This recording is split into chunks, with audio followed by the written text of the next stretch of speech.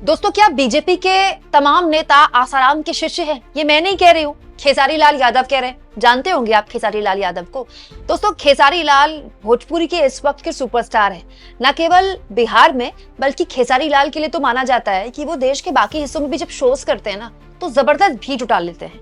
खेसारी लाल की पत्नी को आरजेडी ने टिकट दिया है और खेसारी लाल अपनी पत्नी के लिए फुल फॉर्म में प्रचार कर रहे हैं। कहने के लिए उनकी पत्नी ने नामांकन भरा है, लेकिन सब जानते हैं कि वोट अगर मिला और अगर वो जीती तो पूरा का पूरा जो तालमेदार है वो खेसारी लाल अपने कंधों पर उठाएंगे। दोस्तों, खेसारी लाल की पॉपुलैरिटी बड़ी जबरदस्त है, लेकिन सवाल ये कि क्या उनकी पॉपुलैरिटी से इस कदर डर गई है बीजेपी की उसने इतना बड़ा सेल्फ गोल कर दिया। दोस्तों, आखिर खेसारी लाल पर उंगली उठाने वाली बीजेपी ने कैसे हेमा मालिनी, कंगना रनौत, रवि किशन और तमाम बीजेपी के बड़े बड़े नेताओं पर उंगली उठा दी है, जल्दी जल्दी आपके सामने मैं रख देती हूँ। दोस्तों, जैसा कि मैंने आपको बताया, छपरा विधानसभा क्षेत्र से आरजेडी ने खेसारी लाल की पत्नी को टिकट दिया है। प्रचार खेसारी लाल खुद ही कर रहे हैं। तो इस पर सम्राट चौधरी, जो कि बीजेपी के डिप्टी सीएम हैं, उन्होंने खेसारी लाल पर एक टिप्पणी करते हुए कह दिया कि कोई नहीं मिला आरजेडी को, इसलिए नाचने वालों को टिकट दे दिया।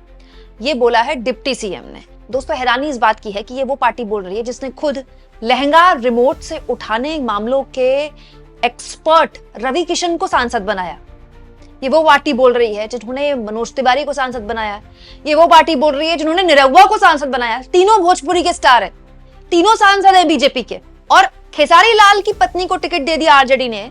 तो सम्राट चौधरी कह रहे हैं कि वो नाचने वाले हैं, लेकिन इसका जवाब खेसारी लाल ने अपने अंदाज में दिया। तो खेसारी लाल खांटी राजनीतिज्ञ तो है नहीं, लेकिन तो इसीलिए ना वो जब बात करते हैं पॉलिटिकली करेक्ट बात नहीं करते, सीधे बोल देते हैं जो मन में आए। उन्होंने एक ऐसी बात बोली है जो बीजेपी वालों को चुप सकती है। खेसारी लाल कह रहे हैं वो नाच गाने और संगीत से दूर रहते हैं, हम लोगों को जुबान से छोटा करना चाहते हैं, लेकिन जो आदमी लड़कर बड़ा हुआ है उसको कब तक जुबान से छोटा करेंगे। इस दुनिया में संगीत से बेहतर कुछ नहीं बना, अगर संगीत नहीं होता तो हम जिंदा नहीं होते। मैं एक इंसान हूँ, एक कलाकार हूँ, लेकिन उनके ग्रुप में जितने भी लोग शामिल हुए हैं और चाहे पहले से भी हों, वो सारे आसाराम बापू के शिष्य हैं। वो सब लोग प्रवचन करते हैं। खेसारी लाल कह रहे हैं कि इनके ग्रुप में, यानी कि इनकी बीजेपी में जितने लोग भी शामिल हैं, सब के सब आसाराम के शिष्य हैं, आसाराम के अनुयायी हैं, और ये मुझे प्रवचन कर रहे हैं आसाराम से। दोस्तों, इसीलिए खेसारी लाल ने बीजेपी को जोड़ दिया, क्योंकि दोस्तों पूर्व में जब आसाराम को जेल नहीं हुई थी और वो बहुत बड़ा कथावाचक था, तो बकायदा बीजेपी के बड़े बड़े नेता, जब मोदी जी गुजरात के सीएम थे, वो भी आसाराम के चरणों में इतना नतमस्तक होते थे। और केवल मोदी का मैं यहाँ पर जिक्र नहीं करूंगी दोस्तों, बीजेपी के कई नेता होंगे, और केवल बीजेपी नहीं, इसके पूर्व में भी कई कई पार्टियों के नेता, क्योंकि आप तो जानते हैं दोस्तों, हमारे यहाँ धर्म गुरु या कथावाचकों के आगे सारी पार्टियां शीश नवाती हैं, क्योंकि सबको वोट चाहिए उनके समर्थकों का। लेकिन खेसारी लाल ने ये बात बोलकर बीजेपी को, आप कह सकते हैं, बहुत जबरदस्त सुना दिया कि मैं तो नाचने वाला हूं, तो नाचने वालों से दूर रहते हैं, लेकिन खुद जो इनकी पार्टी में शामिल हुए हैं सबके सब आसाराम के अनुयायी हैं। दोस्तों, इसके अलावा खेसारी लाल ने एक और बात बोली है। खेसारी लाल ने कहा है, मैं मानता हूं कि अश्लील गाने मेरी गलती थी, लेकिन छपरा में जल जमाव मेरे गानों से नहीं हुआ, बच्चों की पढ़ाई मेरे गानों की वजह से खराब नहीं हुई, अस्पतालों की हालत के लिए मैं भी जिम्मेदार नहीं हूं, विरोधियों के पास अब मुद्दे खत्म हो गए, इसलिए वो मेरे पुराने वीडियोस से राजनीति कर रहे हैं। खेसारी लाल की पुरानी वीडियोस सोशल मीडिया में चलाई जा रही हैं, जिसमें वो अश्लील गाने गा रहे हैं, जो कि गलत है। मैं तो हमेशा मानती हूँ दोस्तों, भोजपुरी जो गायन था, जो भोजपुरी भाषा थी, उसमें शारदा सिन्हा जैसे लोग आइकॉन थे, और उन्होंने भोजपुरी को बहुत समृद्ध किया। लेकिन ये जो अश्लील गानों का चलन चला है ना पिछले 20-22 सालों से, उन्होंने तो भोजपुरी भाषा का, उनके कला का, उसके संगीत का सत्यानाश किया है। लेकिन इसमें सबके सब बराबर के भागीदार हैं। मनोज तिवारी, रवि किशन, ये लोग हैं जिन्होंने इस सब का शुरुआत की है। मनोज तिवारी तो लहंगा रिमोट से उठाने के मामलों के एक्सपर्ट माने जाते हैं। उनके इसी टैलेंट की वजह से बीजेपी ने उनको टिकट दिया। मनोज तिवारी बेबी बियर पी के, आपको याद ही होगा। इसके अलावा निरहुआ, दोस्तों निरहुआ, मनोज तिवारी या रवि किशन, किसी की भी आप गाने उठा लीजिए, पूर्व में सब में अश्लील गाने। दोस्तों, वैसे खेसारी लाल के भी अश्लील गाने। यहाँ मैं बिल्कुल नहीं कह रही हूँ कि क्योंकि उन्होंने अश्लील गाने गाए तो खेसारी लाल का गाना, इस तरह का गाना गाना जस्टिफाइड है। सबने ये सब करके पैसा कमाया है, क्योंकि समाज को ये सब अच्छा लगता है, इसीलिए इनमें से कोई भी कला की बात करने के लायक नहीं है, क्योंकि कला का सम्मान किसी ने नहीं किया। लेकिन अब क्योंकि खेसारी लाल, जो कि कलाकार हैं, भोजपुरी फिल्मों में काम करते हैं, उनको बीजेपी के डिप्टी सीएम ने नाचने वाला कह दिया, तो लोग अब बीजेपी को आईना दिखा रहे हैं। जैसे एक यूजर ने लिखा है दोस्तों हेमा मालिनी पुलिस अधिकारी थी, कंगना रनौत एयरफोर्स में विंग कमांडर थी, स्मृति ईरानी होटल व्यवसायी थी, मनोज तिवारी की लिपस्टिक बनाने की फैक्ट्री थी, रवि किशन समोसा बेचते थे, निरहुआ इसरो में साइंटिस्ट थे, पवन सिंह सीबीआई अधिकारी थे। दोस्तों पवन सिंह को बीजेपी ने एक बार फिर से अपनी पार्टी में शामिल करवा लिया। लोकसभा चुनाव में पवन सिंह बागी हो गए थे, उन्होंने बीजेपी को बहुत बड़ा झटका दिया, खुद तो सीट नहीं जीत पाए लेकिन उपेंद्र कुशवाहा को तीसरे नंबर पर धकेल दिया। पवन सिंह के अलग होने से बीजेपी को नुकसान दिख रहा था, तो पवन सिंह को मनाया गया, बीजेपी में दोबारा से शामिल करवाया गया। ये सब कुछ तब हुआ है जब पवन सिंह ने अभी कुछ दिन पहले पवन सिंह ने एक रियलिटी शो में खुलेआम एक महिला के साथ फ्लर्ट कर रहे थे।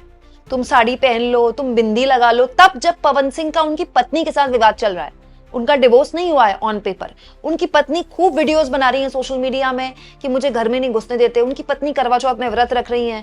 फिर पवन सिंह सोशल मीडिया में आकर रोना धोना करते हैं कि औरत का दर्द सबको दिखता है, मर्द का दर्द किसी को नहीं दिखता। पवन सिंह की पहली पत्नी ने दोस्तों अपनी जान ली थी, उसको लेकर भी काफी विवाद था। दूसरी पत्नी के साथ उनका केस चल रहा है।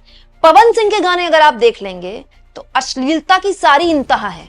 उनको कहा जाता है पावर स्टार, और उस पावर के आगे बीजेपी ऐसी झुकी कि हाथ जोड़कर उनको दोबारा से बीजेपी ज्वाइन करवाई।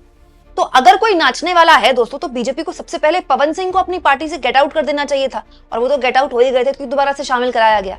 मतलब ये गजब की हिपोक्रेसी है दोस्तों कि आप कुछ भी कर सकते हैं, आप किसी को भी टिकट दे सकते हैं, लेकिन वही काम दूसरे करें तो बहुत गलत हो जाता है। और बात केवल भोजपुरी स्टार्स की नहीं है, जैसा कि इस ट्वीट में कहा गया है, हेमा मालिनी बहुत अच्छी कलाकार रही हैं, कंगना रनौत को तो मैं बहुत अच्छी एक्ट्रेस मानती हूँ, इसके अलावा बहुत से और एक्टर्स भी हैं। सनी देओल को बीजेपी ने टिकट देकर सांसद बनाया, सनी देओल कभी झांकने के लिए तक नहीं आए लोकसभा में, मतलब वो इतने खराब सांसद साबित हुए, लेकिन बीजेपी ने उनको टिकट दिया क्योंकि उनके ग्लैमर के नाम पर, उनके स्टारडम के नाम पर वोट मिल रहा था। दोस्तों यहाँ तक कि सपना चौधरी तक को बीजेपी ने अपनी पार्टी में शामिल करवाया। वो अलग बात है कि कभी टिकट नहीं दिया, लेकिन शामिल करवाया गया है ना। दोस्तों मैथिली ठाकुर जो कि इस तरह के गाने नहीं गाती हैं, बहुत ही अच्छा गाने गाती हैं और धार्मिक गाने गाती हैं मोस्टली। मैथिली ठाकुर की आवाज भी बहुत मीठी है, लेकिन मैथिली ठाकुर भी कलाकार ही है।